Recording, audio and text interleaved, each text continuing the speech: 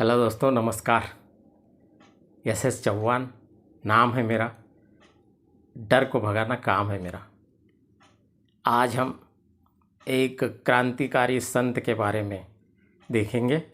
उनका पूरा नाम था तुकाराम बोल्लोबा अम्बिले और उनको बाद में संत तुकाराम की उपाधि दी गई। संत तुकाराम के नाम से वो फेमस हुए। 17वीं शताब्दी में जन्म हुआ था उनका, 1608 में।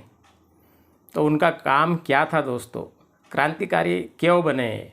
वो क्रांतिकारी अपने कार्यों से, कर्मों से बने। उनका कार्य था समाज में फैली कुरीतियों को दूर करना, जाति प्रथा को समाप्त करना, वर्ण व्यवस्था को नष्ट करना, लोगों के मन से अंधश्रद्धा को दूर करना।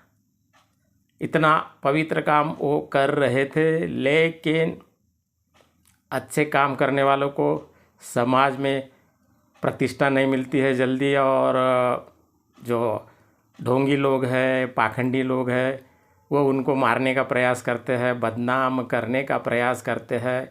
आज ही वैसा ही हो रहा है। तो हुआ यूँ कि संत तुकाराम जी ने अभंग लिखे बहुत, पोथी में, गाथाओं में, और उसमें सच्चाई लिख दी उन्होंने कि मन्नत मांगने से बाल बच्चे नहीं होते हैं, जाति का निर्माण इंसान ने किया है, और वर्ण व्यवस्था मानव निर्मित है, ईश्वर निर्मित नहीं है। हम सब एक है, मानवता हमारा धर्म है, जाति भेद हम लोगों ने नहीं करना चाहिए, हमारे अंदर असमानता नहीं है, कोई भी जन्म से श्रेष्ठ नहीं है, कर्मों से श्रेष्ठ बनता है। इन बातों को सुनकर उच्चवर्णीय लोग भड़क गए। उनको लगा कि अब इसको सबक सिखाना बहुत ज़रूरी है। फिर उस प्रकार से इन्होंने प्लानिंग किया और नदी पर ले गए उनको, उनके गाथा को पानी में डुबो दिया, उनको भी मार डाला। अफवाहें फैलाई कि ऊपर से पुष्पक विमान आया था, उसमें बैठकर वो वैकुंठ चले गए।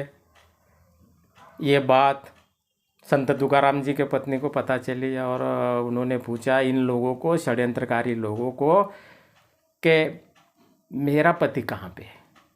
तो इन्होंने बता दिया कि वो तो वैकुंठ गए हैं, बहुत अच्छा काम करने के लिए गए हैं, उनको ईश्वर ने बुलाया है।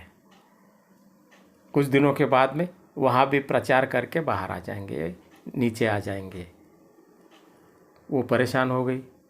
बाकी लोगों को भी बेवकूफ़ बनाया गया, लेकिन वो आए ही नहीं। क्योंकि दोस्तों सच्चाई ये है कि पुष्पक विमान नहीं था, वैकुंठ भी नहीं है, स्वर्ग भी नहीं है। फिर ये अफवाह क्यों फैलाते हैं लोग? क्योंकि ये झूठ बोलते हैं, इनका भंडाफोड़ समाज सेवकों ने किया है, इसलिए उनको दबाने का कार्य करते हैं। उनका खून कर दिया। पुष्पक विमान यदि उस वक्त था तो आज कहाँ गया? पेट्रोल की कीमत 100 रुपये से ज़्यादा है। अरब कंट्रीज से, यूरोपीय कंट्रीज से, कुछ पश्चिमी देशों से हमको पेट्रोल आयात करना पड़ता है भारत में। 70% पेट्रोल का आयात करता है भारत। पुष्पक विमान यदि होता तो आयात करने की आवश्यकता नहीं पड़ती, हमारा देश विकसित हो जाता। लेकिन इन लोगों ने उल्टा प्रचार किया, आज भी उल्टा ही प्रचार कर रहे हैं। इन लोगों से हमें सावध होना पड़ेगा। और संत तुकाराम एक क्रांतिकारी संत थे। सच्चाई को सामने लाने का प्रयास किया उन्होंने, और समाज को जागरूक करना, तर्कशील बनाना, ये उनका काम था। लेकिन इन लोगों को, षड्यंत्रकारी लोगों को यह बात हजम नहीं हुई और उनका खून कर दिया, उनको मार डाला। ऐसा ही ये काम करते हैं, इसलिए इनकी बातों पर विश्वास करने की ज़रूरत नहीं है दोस्तों।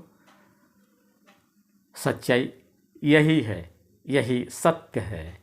वीडियो को सब्सक्राइब कीजिए, लाइक कीजिए, शेयर कीजिए आज बस इतना ही। धन्यवाद।